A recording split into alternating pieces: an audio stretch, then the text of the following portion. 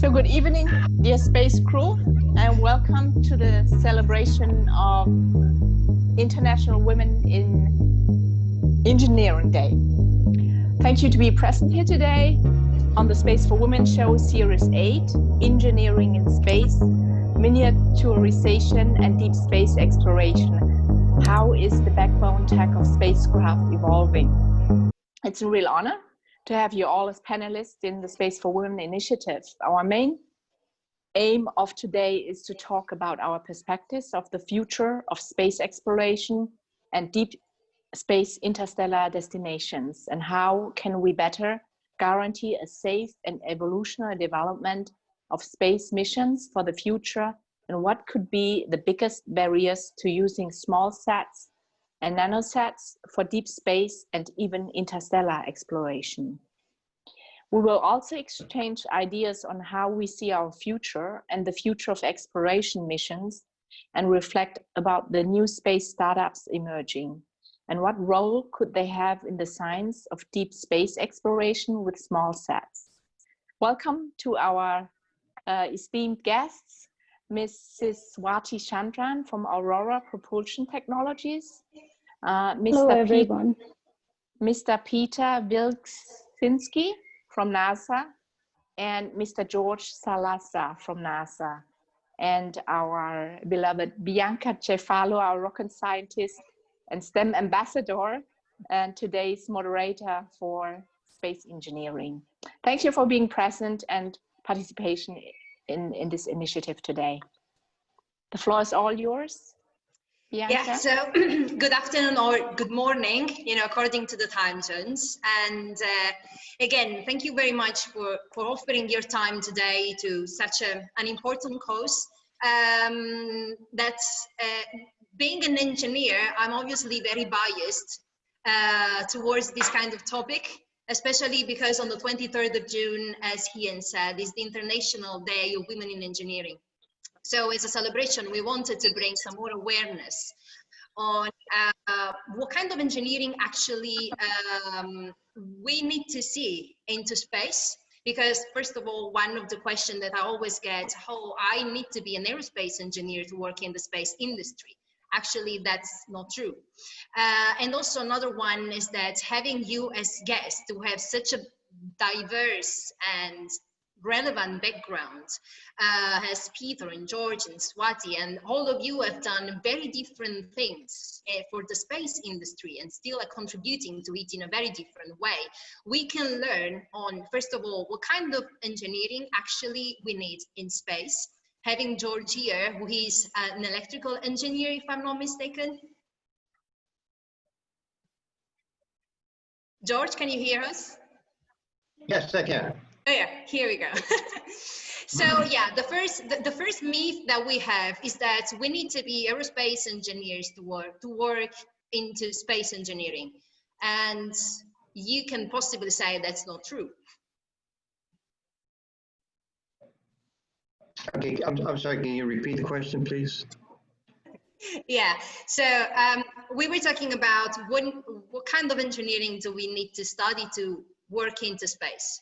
And there is the, let's say, the myth that only aerospace engineers can work into space, but actually that is not true.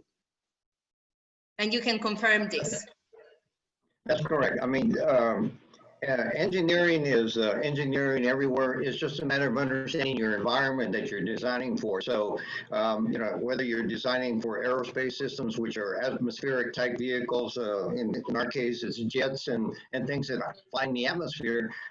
In space, you're looking at a different environment that you have to design for. So you have to consider things like the lack of convection, for example, for thermal effects. And so in atmospheric, you got convection, you got atmosphere, and all that kind of stuff to help you with thermal effects. But when you go into space, you have virtually no air. As you go deeper into space, you have no air whatsoever.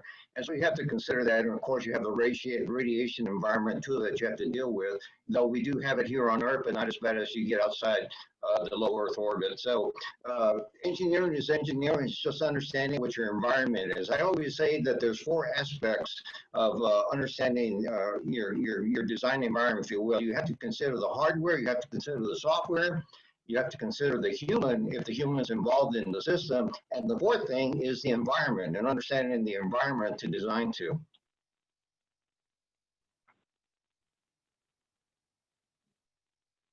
I was muted, sorry. Thank you very much, George. That was a very good introduction. And it is so true that any kind of engineering has a contribution, a very important contribution to any space project. So now, after, let's say, debunking one of the biggest myths of space and being an aerospace engineer, which I couldn't debunk myself because I'm an aerospace engineer anyway. So now, one of the main topic that actually we want to talk about today is that we've seen the latest great mission from SpaceX. We know about that. We've all been clapping when that happens. It's been an historical moment. But at the same time, what we usually see is that we are talking about missions to the moon, mission to Mars, because these are our closest, easiest targets, let's say. But the solar system has as many places that have been unexplored. So when we talk about space explorations, we are talking about deep space exploration. So going beyond what is our easy targets. And now I would like to ask all of you, Peter, Swati, and George. I would start with Swati because actually she's working on this kind of interplanetary missions. As many places that have. So my question is, what do you think are the top 5 targets into deep space or interstellar that we as humanity need to look for? Swati, you were muted at the moment.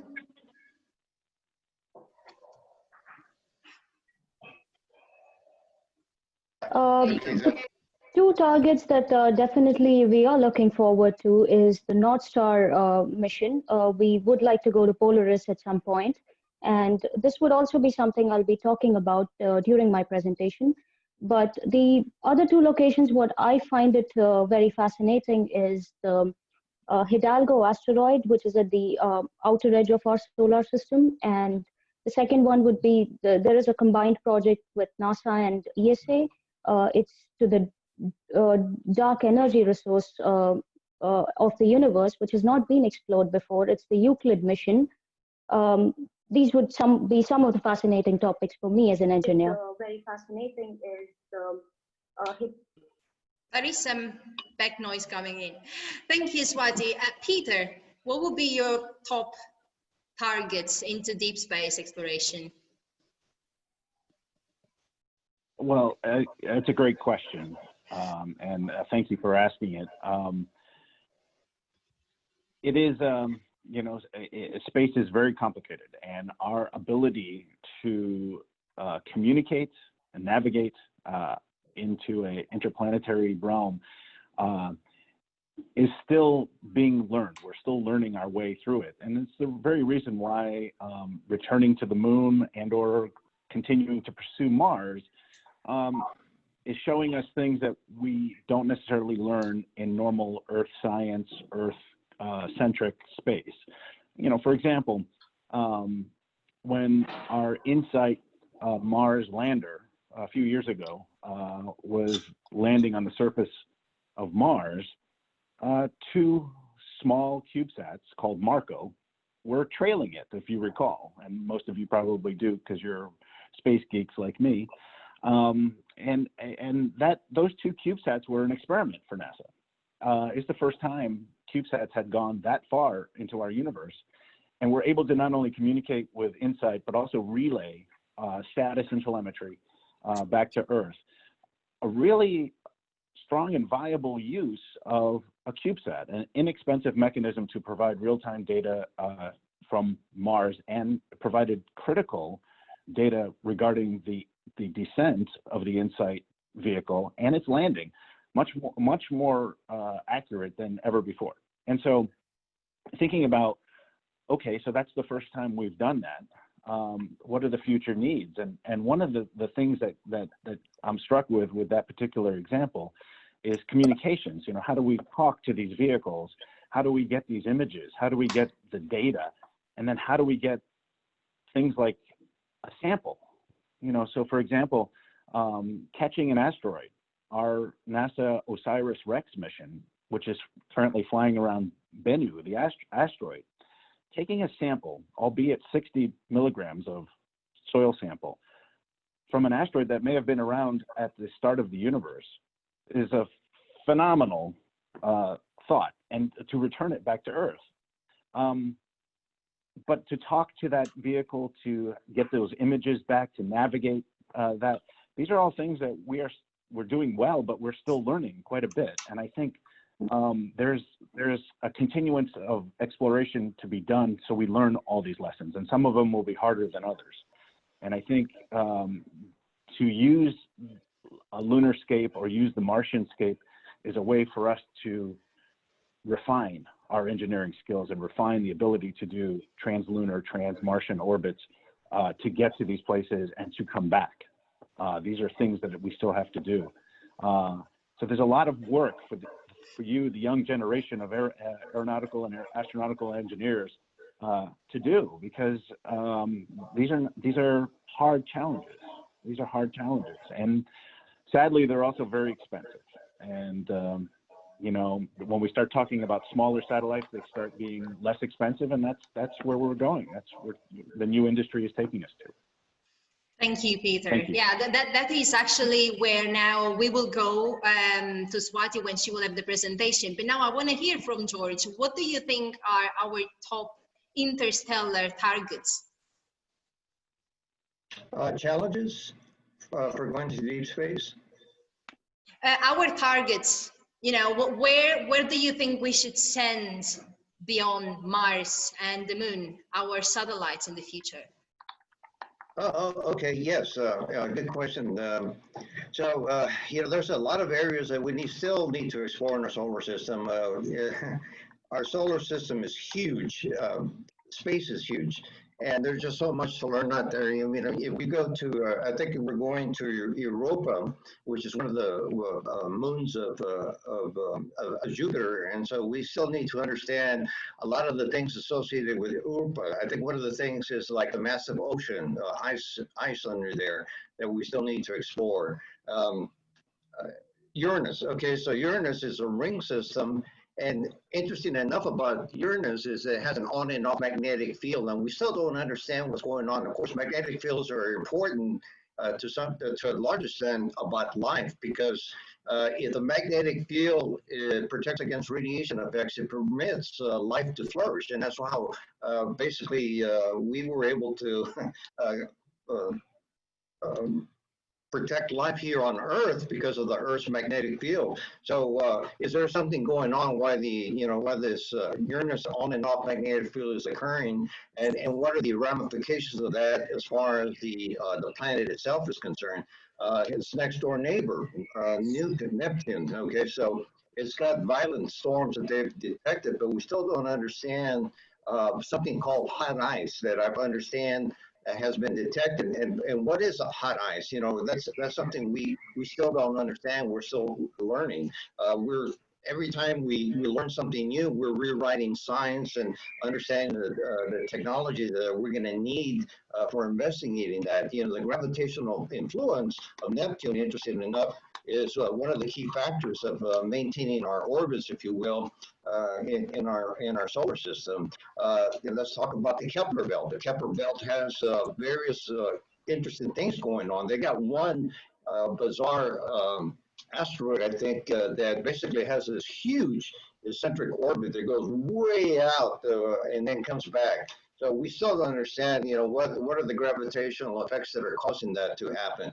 And just our next door neighbor, Venus, okay? We haven't visited Venus in a long time, and there's still so much to learn there. You hear about it's even hotter than Mercury, and yet Venus is, Mercury's closer to the sun, but yet Venus is hotter, and those having to do with the greenhouse effects. So what's really going on that causes greenhouse effect to create this acceleration of temperatures close to 1,000 degrees Fahrenheit and pressures that are very difficult for spacecrafts to land. So we still need to understand that as well. So still, we've done a lot of exploration on the solar system, but yet there's still a lot to be learned. And as Peter mentioned, a lot of young folks out there, hopefully they'll find the answers. Thank you, George. And talking about small sets, and because a little bit like what happened with our laptops and our smartphones, they weren't as small and as performant as they were at the beginning. Now, the same thing is happening with miniaturization with space technology, because one of the biggest budgets that is very, very critical is the mass and then the cost at launch. So we are still going through spending lots of money because, for instance, telecommunication spacecraft is huge. Even LEO orbit spacecraft, as much as they can be small, they are still very huge. And the power that you can have in a CubeSat is just as much for a smaller mission. So these smaller sets will definitely become more and more powerful. And now, because we have an expert in CubeSats, which is Swati today, so I'll give you the word so that you can share with us your presentation and your knowledge.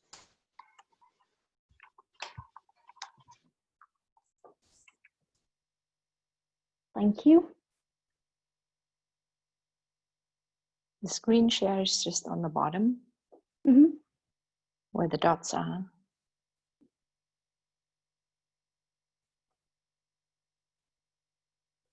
There you are. Yes, perfect. Thank you.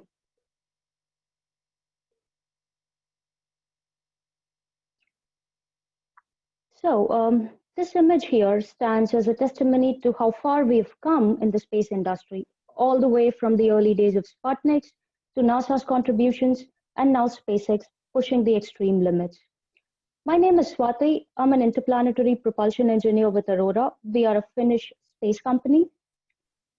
And today my presentation will focus on some of the aspects of mission planning to deep space missions, and I'm very excited to be here with all of you. Let's plan a mission to Hidalgo. Here's what Hidalgo looks like, a tiny icy asteroid located in the outer edge of our solar system. It is a relatively tiny object, so tiny that its diameter is only 52 kilometers, roughly the same as the round trip between JFK to Statue of Liberty. So in a way, this is a perfect space target for us. Studying the gas composition, the surface topology would help us understand the evolution and future of our own planet Earth. Now, here's where Hidalgo is in white relative to the Earth and other entities in the solar system.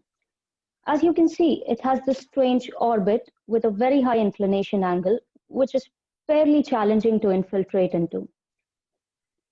Before we move on to the mission planning, I would like to walk you through some of the basic terms we will be discussing. If you're already familiar with these terms, like most of the folks in our panel are, please sit back and relax. If you're new to these concepts, feel free to reach out to me and I'll be happy to share some more references. Let's start with a transfer orbit. As the name goes, it is a part of the trajectory which will help transferring from one orbit to another. Think of it as how you would change lanes on a freeway. That transition from one lane to another is comparable to a transfer orbit. While there are several ways to transfer orbits, we will be focusing on the Hohmann transfer orbit. In simple words, when we transition from one elliptical orbit to another, it is referred to as Hohmann orbit. Delta V. It is simply the difference between the velocity at the time we start the orbit and when we end the orbit.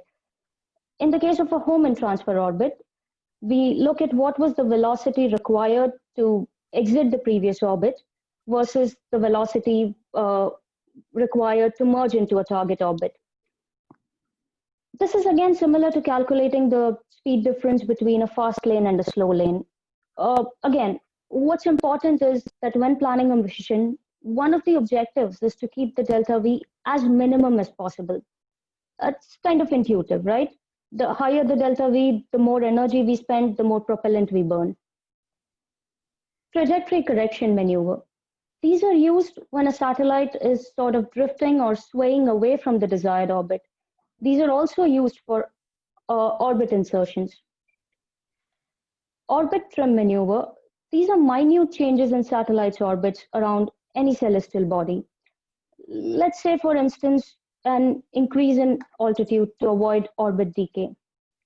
The next one is deep space maneuvers, DSMs. For a spacecraft which is far away from the Earth, for example, those in orbits around the Sun, an orbital maneuver is called a deep space maneuver. These are generally longer duration burns, meaning you use the thruster for a few kilometers per second order of magnitude. Mostly these are also used for deep space orbit merge. Now, all of the above are done with the help of two components, the propulsion systems on board, also known as thrusters, and the control mechanics. We'll be coming back to the topic of propulsion systems shortly after we reach Hidalgo. Finally, Earth flyby. Recently, Pepe Colombo successfully completed an Earth flyby, waving goodbye to us, and it's on its way to Mercury. A flyby is an operation in which a satellite or any space probe passes in close proximity to a planet or any other space object. In this case, Pepe Colombo used the Earth's gravity to help propel itself towards Mercury, a maneuver we also refer to as gravitational slingshot. Okay, being conscious of time, let's go back to Hidalgo. Here's planet Earth, and here's Hidalgo, all the way between Jupiter and Neptune. This is very far that the calculated delta V required to put a satellite directly into the orbit of Hidalgo is very high. And we do not have a rocket technology to do this, at least as of now. So a group of researchers sat together and figured different ways in which we could reach Hidalgo. Their simulation studies show that the most optimum way is to have a flyby around a planet. And that planet turns out to be Jupiter. This is in a way similar to booking flight tickets. To go from one place to another, we want the cheapest flights and we want the fastest flights. So there must be a trade-off somewhere. For that, we would plan a flight with a layover. Almost the same, right? Anyway, I promise you the actual trajectory to Hidalgo looks way better than what I have managed to draw here. In fact, it looks something like this, with a flyby around Jupiter. So let's begin the mission with different stages of the rocket separated, and the satellite is now detached from the cargo bay. Finally, it is put to the Earth orbit. What do we want to do next? We want to get out of the Earth orbit. It would be a quick burn and we exit the orbit. This puts us on the first transfer orbit, indicated by the blue line. If I remember correctly, this first transfer orbit takes about 2.5 years, roughly. Don't quote me on that though.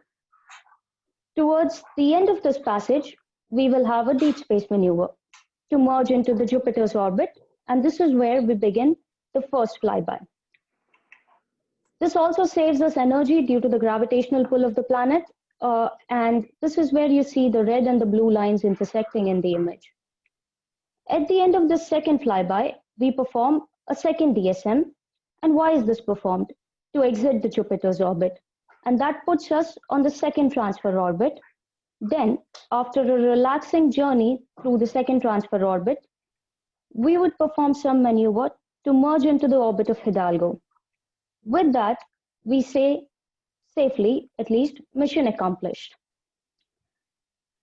Now, this is a very high-level perspective, but when we look at a detailed mission planning perspective, there are thousands of other constraints which must be considered.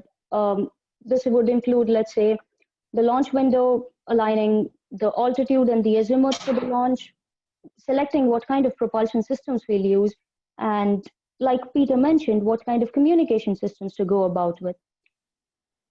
Now that we've talked about some of the concepts related to mission planning and orbital mechanics, I would like to go back to the topic of DSMs or deep space maneuver, and specifically focus on propulsion systems, which is also my area of expertise. Propulsion systems are the engines that basically drive the spacecraft. Most of them have thrusters, some big, some tiny ones, depending on your space probe. For a spacecraft, thrusters will help with attitude and altitude control. You could compare it to the same way we do roll, pitch, and yaw for an aircraft. Now, there are several types of propulsion systems and thruster mechanisms. The most common ones would be the chemical propulsion systems, which use mono or bipropellants. Another common one for satellites is coal gas thrusters. They use super cold liquid oxygen or liquid hydrogen, for example. Then we also have electrothermal thrusters and even electric propulsion. And a somewhat futuristic concept which NASA is working on currently, they are the nano spacecraft and antimatter. I would really encourage you to look these up. There are some fascinating articles about them. But my favorite topic is the electric sail. This is a relatively new concept and quite an interesting one, actually. How do electric sails work now? Imagine a spacecraft which has thin metallic wires. We call them tethers. And these would be spread out after deployment. This would look something similar like how a peacock spreads its feathers. Now, these tethers behave like a sail in a sailboat, except instead of the wind driving the sails, in this case, we have the charges in the solar wind driving it. Yes, in space, we have solar wind, which has charged particles floating around. Some pretty fun stuff. And the other way to really visualize this would be how two like poles of a magnet repel away from each other. So this is almost the same, except the magnitude of this force will be exponentially higher for electric sails. And this is what me and my team are working on. We are building an electric sail thruster, and guess what we'll be doing with it? We are planning a mission to the North Star, yes, Polaris. We'll be using an electric sail on a micro spacecraft, which will exit the solar system. This will also be a proof of concept mission for the electric sails. If this works, it would be the fastest flying object to have flown past Pluto. By the way, what do you guys think? Is Pluto still a planet? It would be awesome to have a poll on this after the show, maybe. Moving on to some of the scientific objectives of the North Star mission. One would be to study how the plasma environment is beyond the heliopause, and it's also important for us to sort of analyze how this would affect our electric sails. The other main objective is to study the sun's polar regions and also the wind measurements. There is not a lot of research on this, and this will be highly beneficial to the scientific community. Apart from these, we are also preparing for a piggyback ride with SpaceX through the Momentous project, and we are currently testing our CubeSats and getting some certifications done for that. Finally, this is perhaps the most important part of this presentation. You know, less than 25% of aerospace engineers are females, and most of them do not have a technical position. Come on, guys, we can do better than that. So I think as a community, it is our responsibility to inspire more women to take up space engineering, and not just as a passion, but also as a career, and really help break this barrier. I'm willing to commit and make this happen. Are you? With that being said, I would like to thank all of you for being here, and it's been a great pleasure. I also would like to express my thanks to Ian and Bianca for giving me this wonderful opportunity. If you have any questions, I'll be more than happy to answer. If I don't know the answer, I'll be happy to look it up and get back to you with it. Thank you once again. Swati, thank you very much for this presentation. It was absolutely fantastic. I really loved it. So I hope I can have a copy just for me to look at it. you know, the way you finished up with the statistic, it is very true. Even when I look up at the latest statistic from the company I work for, which is Airbus Defence and Space, which is again a very niche part of the whole aeronautical sector, only 5% of women are engineers and they are in management position. So when I saw myself in a boardroom being the only manager there, I actually saw where the hell are all the other ones. That's why we are here. So thank you very much. It's been very informative, and I loved how you've been also very, very engaging. So now, going back to what we were talking about on small sats.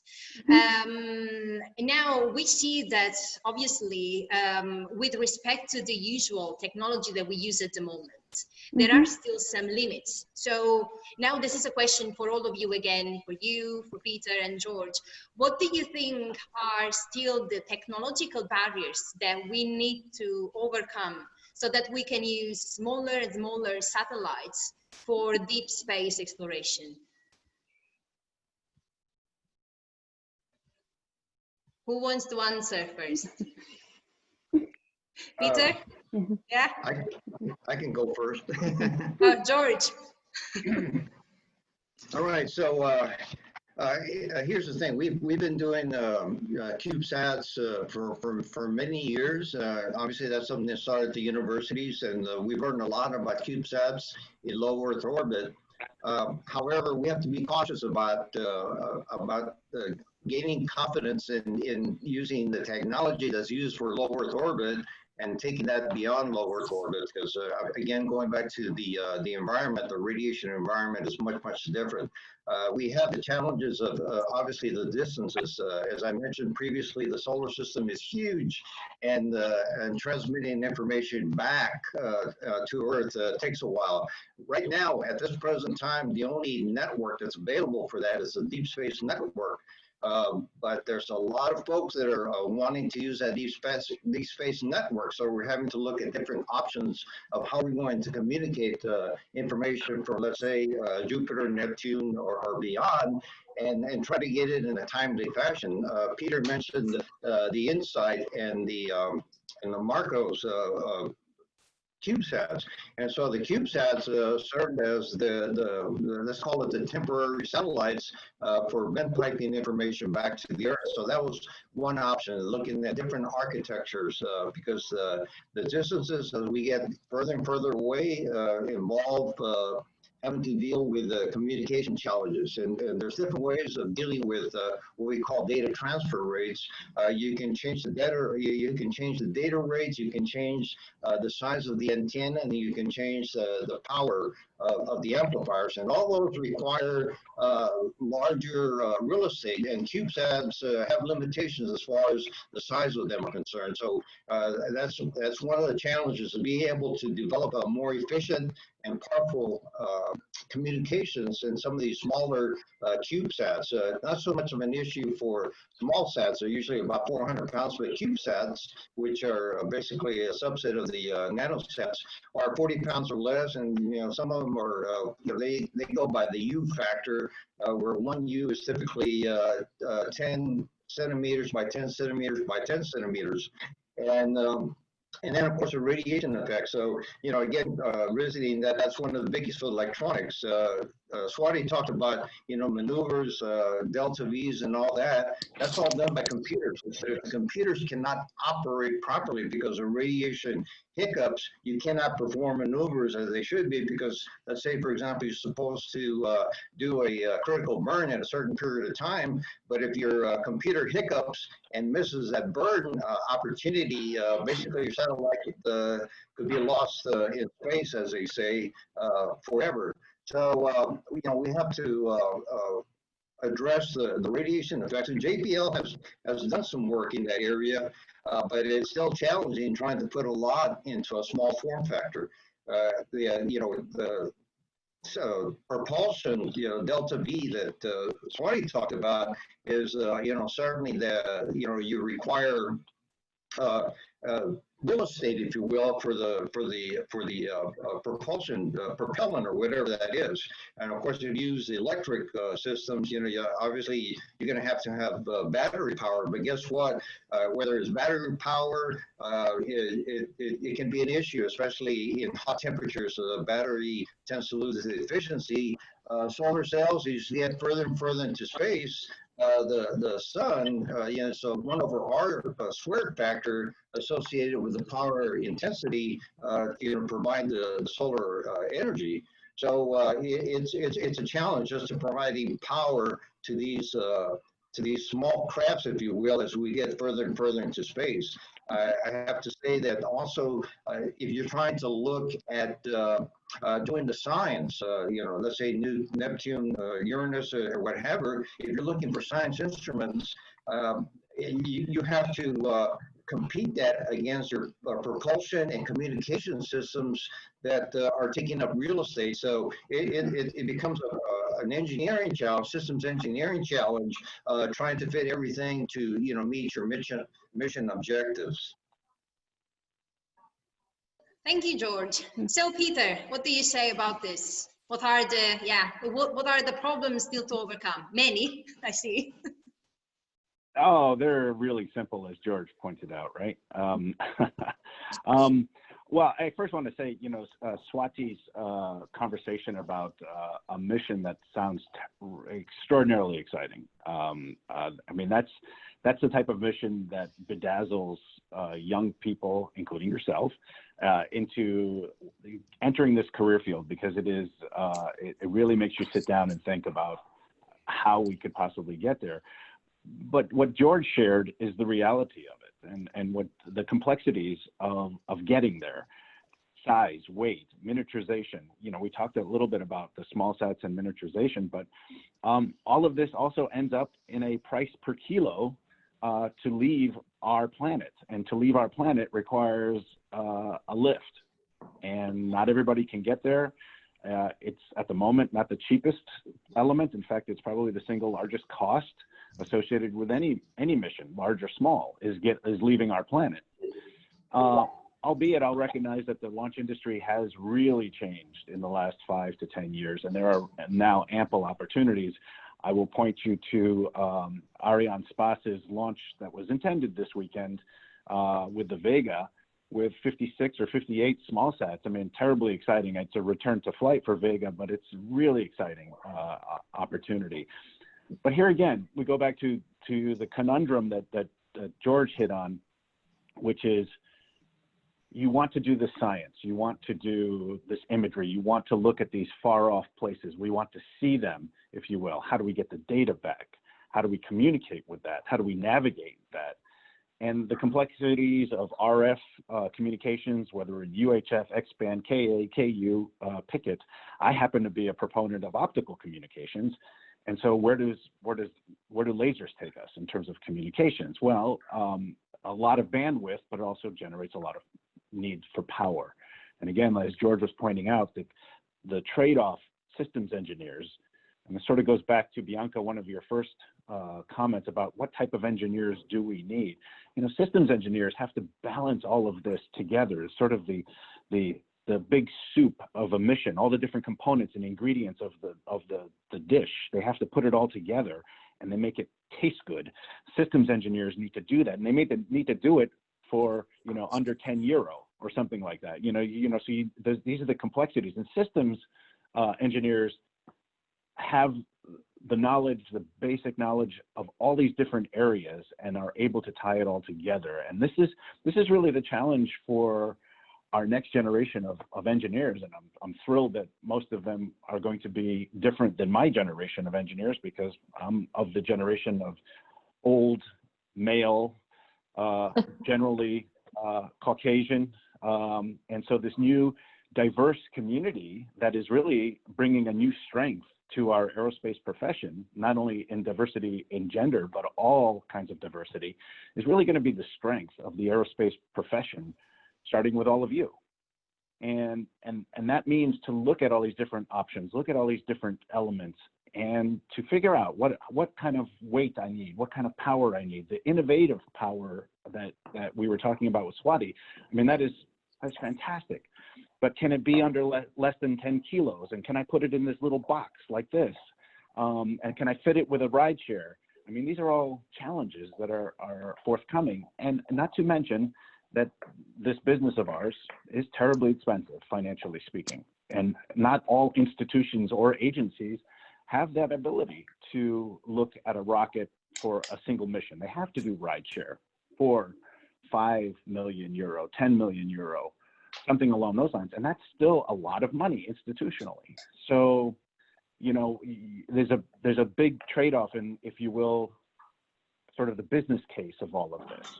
When universities stretch our thinking in terms of the science, they also have to come back to the university leadership and say, we're going to do this for the, you know, €5 that we promised and secure that. So there's still a lot of great challenges out there. And this conversation is really kind of sort of ignites a lot of it, that there's fascinating things for us to do out there in interplanetary science and space. But as George pointed out, there's a lot of things to consider to get a small 2U, 6U, 12U kind of unit that can sustain the electromagnetic fields, the effects of the sun, thermal effects, and still be able to bring back valuable science. It's a challenge, and engineers like yourselves are going to have to help us tackle that. Thank you, Peter. And yeah, when we talk about challenges for this kind of missions, obviously we are not only talking about technological challenges, but also business model challenges, collaboration. So opening up the space to, exactly as you said, diversity, variety, but also different ways of working that weren't really envisioned before, when we only had agencies, and when, let's say, the whole elite of space and aerospace was more into the hands of military missions rather than commercial missions. So now, on this note, actually, Divya, if you want to unmute yourself, because you had a question about collaborations with NASA and with agencies. Can you hear me? Yeah. Okay. So, I'm just wondering, like, what kind of collaborations we have from NASA with international countries like India, who are also racing towards, deep space exploration from ISRO, So I'm just wondering, like, will NASA have some kind of an collaborations in future with developing countries, and what in case if then we obviously know there's going to be a lot of opportunities for many of us. They knew that they have something very great coming. Who wants to answer this one? Obviously, it has to be one of you, George and Peter. I can start maybe and say, Divya, thank you for your question. It's a great question, because really collaboration is the only way we're going to get to a lot of these successes. And currently NASA does have a wide collaborative activity internationally, to include India, specifically ISRO, right? I myself have been to India and have worked with ISRO on several different collaborative activities in Earth-based environmental remote sensing. There's a lot of very good collaboration, and there's continued collaboration in the launch side of activities between our nations. And so, and India continues to be a very, very, very good partner, not only with the European Space Agency, but also with the Japanese Space Agency, NASA, and I think there's opportunity for more.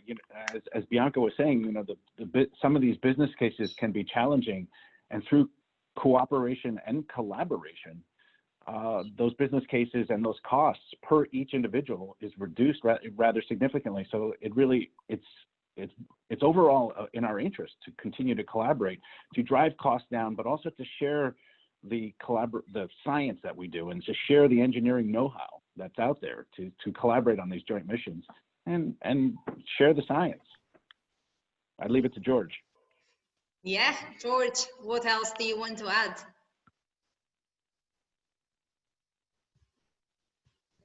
I see he's coming back. Yeah. Okay, I'm there. Can you hear me? Yes.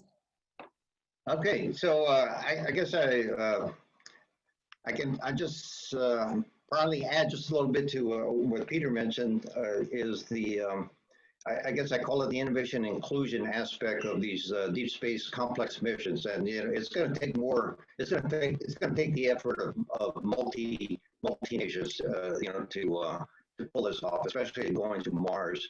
I know that I think, if I'm not mistaken, for the Artemis Phase 2, there's going to be an international cooperation as we learn to live on another world, which is the moon.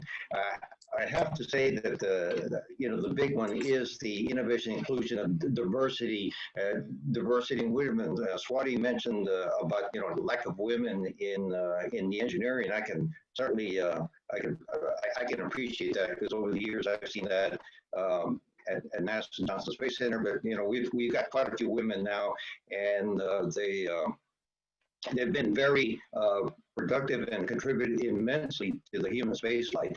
But as far as international cooperation with India, I have to say that I have started the early version of that by doing quite a few outreach activities with Indian universities and schools. And I'm just amazed at how thirsty the Indian community is for wanting to get into the space program. I have one lady, let me just give a quick example. One lady that I think it was 6 years ago, she reached out to me about helping her to mentor her in a high school project, but she wanted to come work for NASA. And I said, it's going to be a challenge because, you know, this and this has to happen. And of course, she wants to work for NASA as an agency. And I said, we got to be a U.S. citizen. And she says, I don't care, I'm going to do that. But she was so determined to do it. Make a long story short, is that she came to the United, she graduated with a bachelor's in India in aerospace engineering and came over to Syracuse University, got her master's. Now she's working on her PhD at Caltech, and she's working with a JPL professor that works with NASA. So she's getting a lot closer. It's just amazing, you know, it's just amazing the determination that she has. But yes, I certainly agree with Peter. We definitely need folks like the India and the innovation and the technology and the creativeness of folks like in India to pull off a Mars settlement. It's going to be a major challenge, and we're going to need lots of parties, a lot of diversity, a lot of creativity to make that happen. Thank you, George, for sharing also this very inspiring story, which I believe everyone is appreciating here. Because also another big question that happens a lot to people and ask me, how did you work for a NASA project not actually working for NASA? And here is actually the catch, because there are many small companies and they all collaborate with different space agencies. In Europe, talking about Europe, for example, there is the European Space Agency that again is outsourcing to the Italian Space Agency, the German Space Agency. So when you work with these different clusters of agency, there is an opportunity for you to work on a big NASA project as one of the other communities or companies that is actually delivering the project. So you don't have to be physically at NASA, but you can contribute to the project in the same way. It doesn't really make any difference. So now, going back actually to the small companies and how there is the cluster of small and medium enterprises and startups working for and with the major space agencies. So how do you, and I think that also Swati is a lot to say about this, because also your company is not a big agency, but it is a smaller company. So how do you see from now on, as we've seen also with private companies like SpaceX, the role of the new space startups and small companies coming into the deep space explorations, coming into the contribution with new technology, especially because being a startup or a small company, you have groups that are more dynamic, so they could make things happen faster. So how do you see their role from now on into our interstellar exploration? Who wants to start? Swati? Yes, I could take this question. It's actually a very interesting question. And like you mentioned, the good thing about startups is we have a flat hierarchy. So if we have to take a technology from concept to prototype, it could happen in less than 6 months. This will not probably be the case when we talk about bigger agencies like NASA or ESA, because there is a series of decision-making processes you have to go through. But I think by the end of the day, it is more of a symbiotic relationship where startups have to collaborate on projects with the bigger agencies to really make interplanetary and deep space missions happen faster. Because when we think about just startups, funding is also an issue that is not one of the constraints that bigger agencies have. So that would be my 2 cents here. Thank you, Swati. Peter. And Bianca, you know, I think, you know, the startups are really, in our industry, the startups are really driving the front end of technology innovation. And we've seen this very specifically in the launch arena, but it happens at a lot of different elements of our space business, whether it's in microchip design, thermal systems, propulsion systems. The innovation that's happening with 3D printing, smaller companies are doing what a large government agency or a large bureaucracy cannot do. They're not, the NASAs of the world, the ESAs of the world, the ISROs of the world are not as agile as a small company. And a small company can make sizable progressive steps. In fact, in a way, we are dependent on those innovation steps, if you know, on so many different levels, on so many different levels. And industry and small innovation, even when Elon Musk started 15 years ago, it was a small factory in Hawthorne, California. And I went there in 2009 before that factory was refurbished.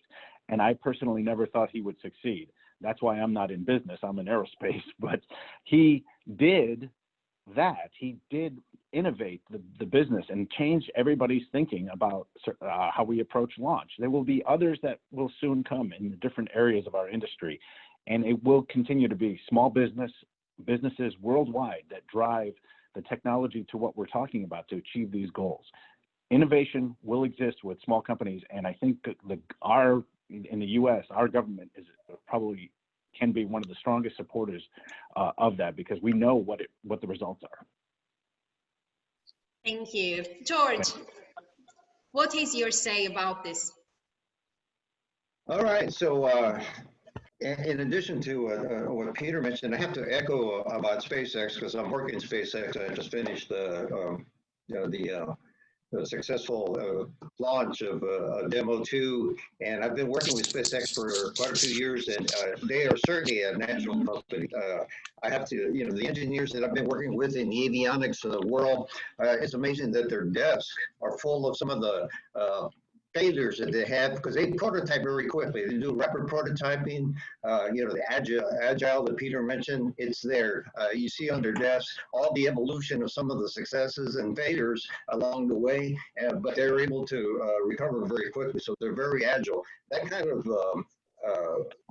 let's call it mentality of the business case is kind of the things that's going to help. Let's call it the CubeSat, small sat industry. So a lot of these companies, startup companies, are willing to accept a high risk, and also the rewards of basically challenging problems that are necessary for, let's say, call it the secondary mission, primary mission being, let's call it the mothership of a major exploration of another planet. But you got these secondary missions that will be relegated to these CubeSats. So these companies are agile. They can rapidly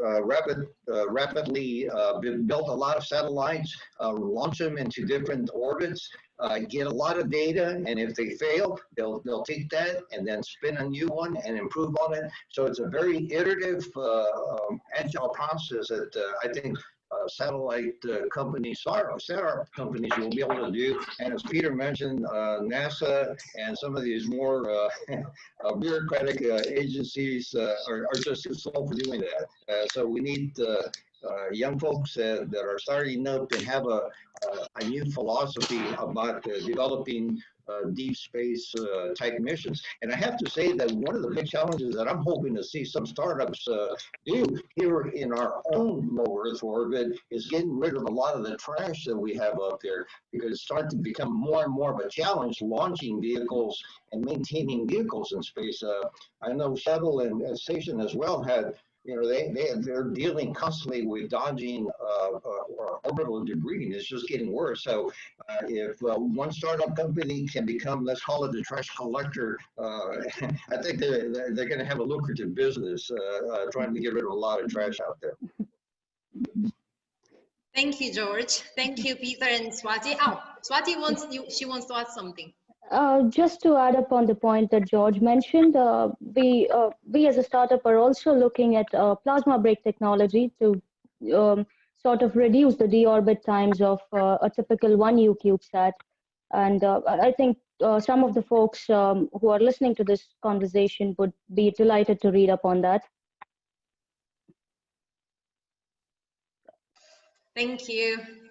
So thank you everybody for the wonderful conversation and the very insightful answers. I mean, I think that I could go on for 3 more hours talking about this, but we don't have that time today.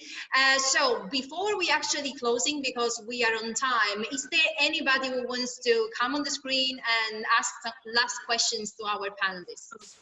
Anyone? Alisa, there are some questions in the chat. I think there are some good questions. I checked, the question was addressed about India. The relation between NASA and India. Okay, yeah, that was done. So guys, don't be shy. This is your last chance to ask. No, they're all shy.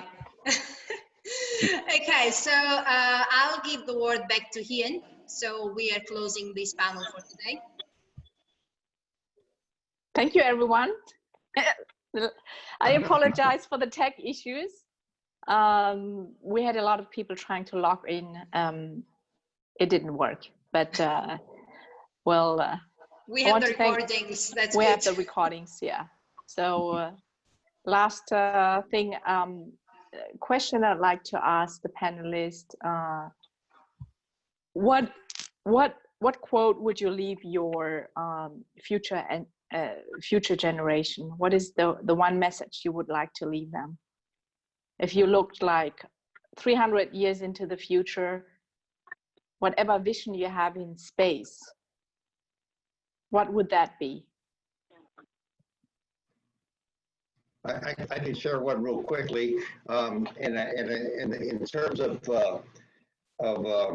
let's say, biologically wired for space exploration, and I think that's what humans are. We've always been explorers. And so there's a quote that I came across a few years ago, and it says, "The meek shall inherit the earth, the rest of us shall go to the stars." And I have to say that quote, to me, says that 100 years, 200 years from now, we're going to be on Mars and maybe even beyond.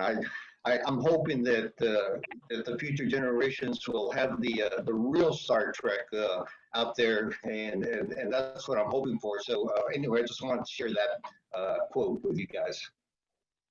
Thank you. It's beautiful, Peter.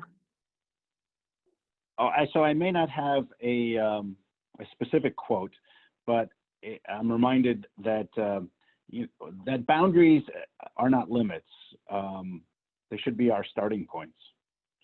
And this is what we should use to look forward and to the next thing that we don't even know what's out there. That's how we continue our quest for knowledge and quest to explore our universe. So thank you. Thank you. The sky is not the limit, Swati. I do have one, which is sort of my personal favorite. Shoot for the moon. Even if you miss, you'll land among the stars. Thank you. Last thing I'm asking you is, we take our traditional group picture. Yeah. Whenever you're ready.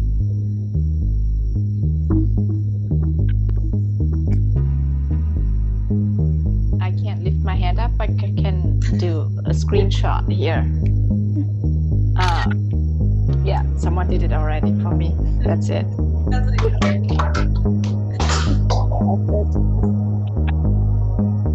One, two, three. Do one more. Do one more, Ursula. Got it? Yes. Thank you, everyone. Thank you very much, everybody, for being here, especially Swati, Peter, and George. It's been a pleasure. Sorry again for the small technical issues. You know, we're still all humans. It's still all humans. Still. We could be stardust in the future, you don't know. So thank you, everybody, to all the participants and your questions and for sharing this beautiful insights. Thanks again. Have a good weekend, everyone. Thank you. Thank you so much. Thank you. Bye-bye. Goodbye.